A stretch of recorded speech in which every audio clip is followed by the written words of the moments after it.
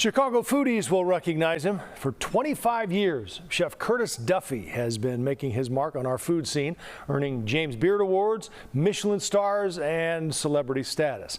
Now, for the first time, he's telling his story in his own words, from a traumatic childhood to the top of the culinary world. Jackie Kostek spoke with Duffy about his memoir, out tomorrow. 16 coconut on deck, 1 veg. For me, it's time. It's always about the time, right? You can never cheat time. Time allows us to hone our skill, hone everything that we do. 33. Chef Curtis Duffy has spent the last 35 years honing his craft. I've always felt that you have a responsibility to yourself to be great, and no one else is going to give that to you. No one else is going to force you to do that. It is that mindset that has helped propel Duffy from a childhood defined by chaos in small-town Ohio to becoming one of America's best chefs, rising through the ranks of Chicago's most critically acclaimed restaurants, Charlie Trotter's, Alinea, and Avenues, to leading his own, Grace, and now Ever.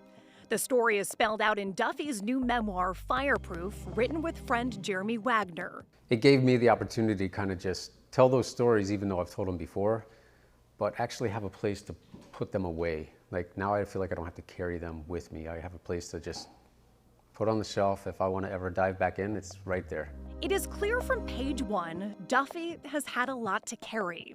His parents died by murder-suicide when he was 19 years old.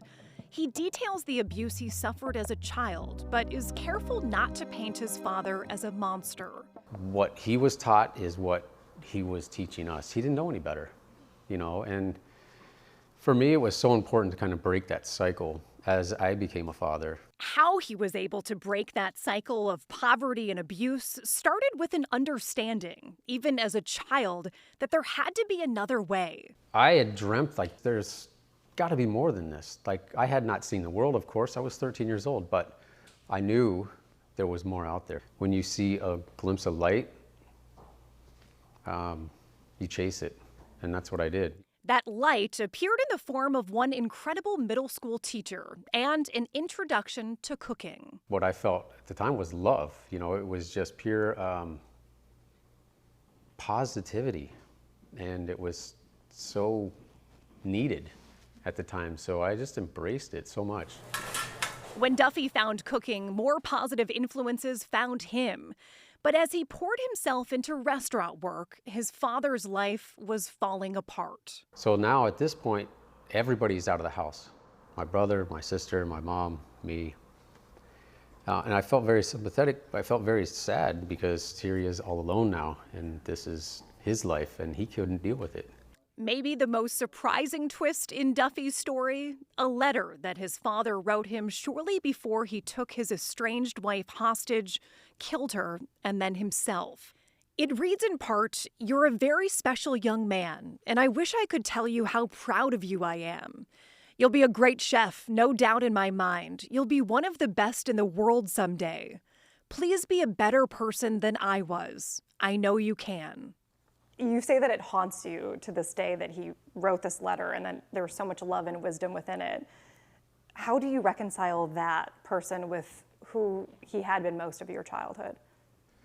Well, I often think about, you know, it would have been nice to have that through my life and that affirmation through my childhood and the belief and the vision that he sees and he clearly writes there. Verbalized to me as a child, you know. I mean, that letter is pure love. And we didn't see that growing up. Very rarely we got to see the tender, soft side of my father through that. That's why that letter is so special to me. That letter fueled Duffy to keep pushing forward and build a career in Chicago. His ascent was swift, but not without its setbacks. The biggest of which happened in 2017, after a bad investor deal prompted the abrupt and painful closure of his 3 Michelin star masterpiece, Grace. I try to look at it from a positive side because I learned a lot from that failure. You know, I learned a lot, and it made me a better chef, a better person, a better leader, a better businessman, a better entrepreneur. to now have ever after in the canvas. That was a win for me. Whether it was a loss or not, that's a win, because I'm in a much better place than I was before. Now, at 50 years old, Duffy is the happiest he's ever been, thanks in large part to meeting the love of his life, Jennifer. It is the best time of my life, like the last 10 years, and it's all 100% because of her and what she brings to the table every single day. You know, she makes me a better person. And better is what Duffy is chasing every day at his 2 Michelin star restaurant ever. We're just as hungry as we were when we were chasing then.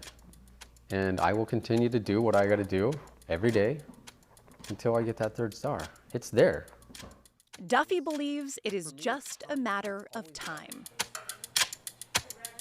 Jackie Kostek, CBS News, Chicago. Wow, what a powerful story that is. Yeah, amazing.